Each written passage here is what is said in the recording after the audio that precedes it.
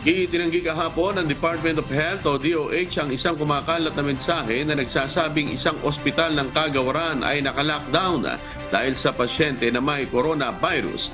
Sa isang pahayag, sinabi ng DOH ng nasabing mensahe ay peke dahil wala umanong ospital ngayon na naka-lockdown at ang lahat ng DOH hospitals na sa bansa ay nananatiling bukas at operasyonal. Binala ng ahensya ang publiko na maging maingat sa pagbabahagi ng impormasyon at kumuha lamang ng balita ukol sa kalusugan mula sa opisyal na plataporma nito.